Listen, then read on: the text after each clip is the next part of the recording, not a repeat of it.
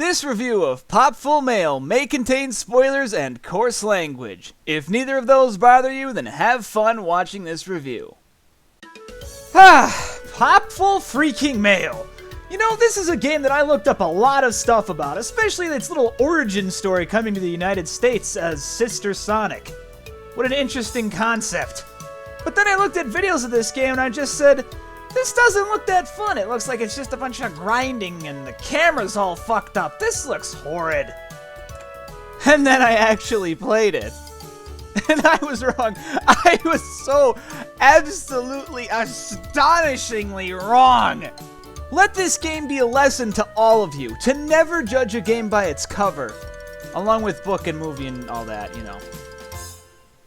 What we have with Popful Mail is without a doubt a game that's pretty damn original, featuring a lot of those little things in games. You know what I mean, little things where it's just like, well, I'm really glad the developers thought of that kind of thing. But not only that, it astronomically destroyed what the standards were for a game in the 90s, and man, does it pay off! Popful Mail starts out with a brilliantly animated cutscene, featuring actually good animation on a Sega CD, and also good voice acting. Oh, also it's really fucking goofy. You'll immediately notice at the beginning of Popful Mail that this is not a game to take seriously. Like, at all. With cartoon sound effects included, oh my god. Oh, even better? Total Recall references. He's upon the trick, eh? Get ready for a big surprise! But regardless of its goofiness, there's still a story. Popful Mail is a bounty hunter that's down on her luck. Oh man, I biffed it. Again. She's actually biffed up every opportunity she ever had to try and catch someone. Wait, what the fuck is biffing? Popful Mail then walks into Bountyville, yes, that's what it's named, to try and see if she can find a good one that she can actually net. She then later discovers the evil magician Muttonhead, who's worth 2 million gold pieces. And man, she is motivated to go after him. Woohoo! This is my lucky day! I'm gonna be rich! Popful Mail's game is kind of hard to describe. Just imagine, like, sort of Metroidvania and sort of not. Levels are massive in size, and they also include towns in them where you can buy items and upgrades for yourself. But at the same time, it still plays like an action-adventure platformer-like game. Maybe a good synopsis is, ActRaiser with statistics? I don't know. One thing you'll notice in Popful Mail is the overabundance in cutscenes. But that's not a bad thing in this game at all. The cutscenes in Popful Mail, to say they're enjoyable to listen to, is just underselling it. These are some great things. Just outstanding things to listen to. Oh man, it is so entertaining to listen to a lot of these cutscenes. They start off kind of tame, but then they just get nuts near the end. Along with that, you get to listen to the humorous script and fantastic voice acting to come with a lot of these cutscenes. But immediately, right after the second screen in the stage, you're greeted to Slick, or Slick Jr. III, and Slick is Slick's trouble, and you're gonna find out in the game why. He's trouble. On the topic of cutscenes, a lot of them are also extremely clever. This is one of the little things that this game adds here. As an example, you meet Tat right before you fight one of the bosses in the game. When you beat this boss here, you can go one or two ways. You can continue right and a cutscene will play, or you can go back and a different cutscene will play. Either way, you're introduced to the character, but it's one of those little things that the developers thought about. And it makes you think that, yes, there was a lot of effort put into this game. So much so that this character that you're talking to here, Tat, he eventually does join your party. And then you start to notice that if you go to a cutscene as different characters, the cutscenes are different too. Here's a good example. At one point in the game, Slick accidentally causes a cave-in, and his reaction is different to each character. Are you completely retarded? Don't you know we could have been killed? Hey, why are you calling me retarded? Hey, I'm trapped! You gotta get me out of here, I'm claustrophobic! God, I could just talk about the story for this game for days. Not only do they get away with so many references, they even get away with copyright infringement. Ever since the monsters came, people are leaving here so fast, you'd think this was Euro Disney. Oh, that's so sad. Maybe that line is why this game hasn't been re-released yet. The only problem I can think of with the cutscenes is that you can't skip them. That's the only issue I can see.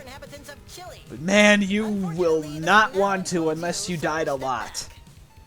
Oh, and yeah, speaking of that, you'll be seeing this a lot. Oh, I biffed it. You'll be doing a lot of biffing in this game because it's pretty hard. Thou hast besquirted me. Pass the aspirin. Mama, I'm coming home. Point is, remember to save your game. Constantly. Oh, believe me, if you don't, you're going to be very angry! Yeah, Popful Mail doesn't exactly have this thing called lives or after invincibility. Yeah, if you get hit, you're pretty much guaranteed to have your health biffed. Hardcore. Thankfully, the game counteracts this by giving you a lot of items that either A, boost your defense, B, heal you, or C, make you completely invincible. However, it has limited uses, and when you activate it, you can't hurt anything too. Everything's invincible with it. Coming across money in this game is also not a problem at all. Just about every enemy drops either A, items you can sell, or B, just money. Enemies also keep respawning off screen, so there's always going to be a chance that they're back. Don't grind in this game, just please don't. You really don't need to, especially with all the places the game makes you walk. You do a lot of backtracking, and you also do a lot of fighting the same enemies, but man, you normally get enough gold to beat the rest of the game with all the highest armors and weapons you can get. You know what that means when you don't have to grind? It means the game is well designed! But no, really, if you're sucking butt at this game, you can definitely do that if you want to. One thing I should mention as well is that you can save on any screen as long as there's no cutscene playing. You're totally able to save anywhere. Except in parts where they disable saving, so just kind of be aware. Sometimes you can't, but make sure you save often. Because if you're playing as Popful Male or Tat or Gaw, and they die, that's game over. Like, it doesn't matter if the other characters have full health. You biffed it. The controls overall for Popful Male do take some time to get used to, but when you get used to them, they're actually incredibly responsive. Jumping doesn't work like you'd expect it to, however. When any of the characters in the game jump, they do have a lot of weight to them. It's almost impossible for you to jump full blast at something and then make your way back. No, you got a lot of weight to you when you're in the air. Just try to get used to that.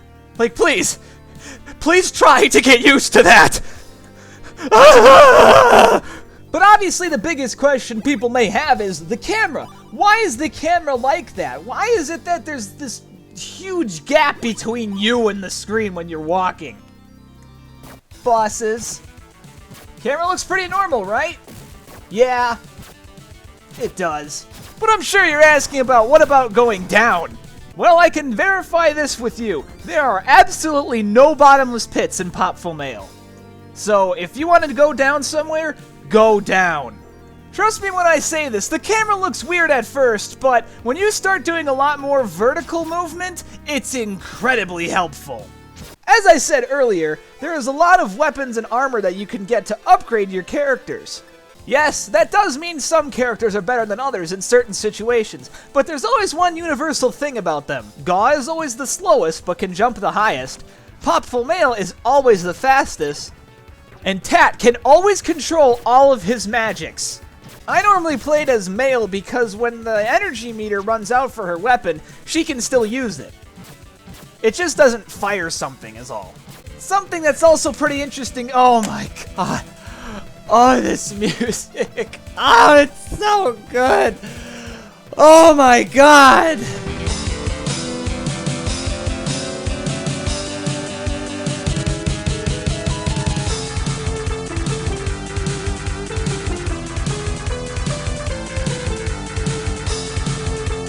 What makes this music just so interesting is the fact that it's on the Sega CD and it doesn't take advantage of Red Book audio. For the most part.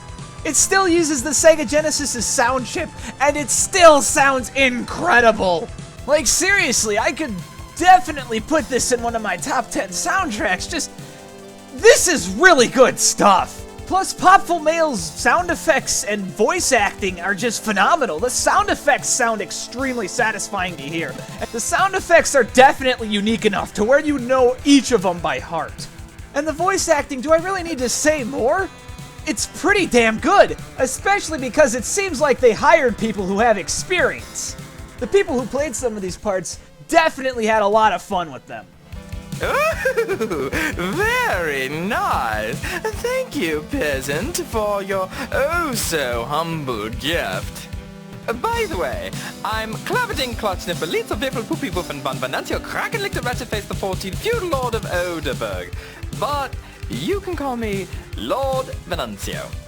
How do you say that without biting your tongue? Man, when I watch some of these things, I just get so jealous. I wish I could have this much inflection in my voice. But no, I'm just stuck being some boring, monotone reviewer. Wait a minute. What can I really say about the game's graphics? They're pretty, they're bright, they're colorful. I like them. I mean, this game did go the extra mile, and it did try to lip-sync all of its cutscenes. So that's pretty impressive. Plus the animations for walking and firing and attacking, they're all pretty good. There's nothing really wrong graphic-wise. As I also stated, the cutscenes in this game, when they're animated, are also very well made too. There's some incredible animation, especially for the Sega CD, and it really does pay off in this one. Yeah, there's not really much else I could say about the graphics. They do the job, and they're doing the job great. But the real question is, did Popful Mail biff anything? The only thing I could think of is honestly lives and after invincibility. As the game stands, it's already pretty damn good. It's just, sometimes you won't know it's game over, and it's like, oh crap, and then you have to go through all the loading, la-da-da-da-do-da-da-da-da. Plus, the option to skip cutscenes wouldn't hurt. Holy crap, have I learned my lesson. Even when something still doesn't look good to me after seeing video, curiosity certainly kills the cat. Popful Mail is a fantastic game, and I am so glad that I had the pleasure of playing this game. Yeah, it takes a little bit to get used to it, but when you get used to it, and you start to master some of the stuff the game gives you, oh my god, does it become a fun time. It's just a game where it seems like the people who made it had as much fun as they were playing it. It's an awesome game, and if you ever get a chance to play it, I'd highly recommend it. If you have a Sega CD, this is definitely one you need in your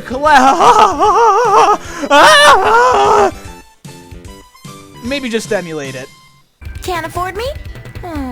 Tough break, kiddo. I'll just leave you with one more pretty damn good cutscene in the game. Get real. Do you think I'm going to fall for your steroid-induced threats? Forget it, muscles. Listen to me now and fear me pretty soon. I am no kindergarten cop. The sissy man Venancio could not teach you a lesson, so I have come to terminate you.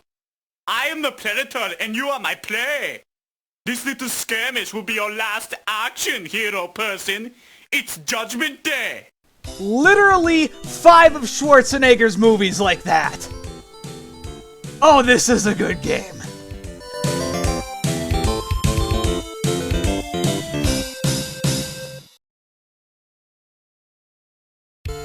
Oh, I biffed it!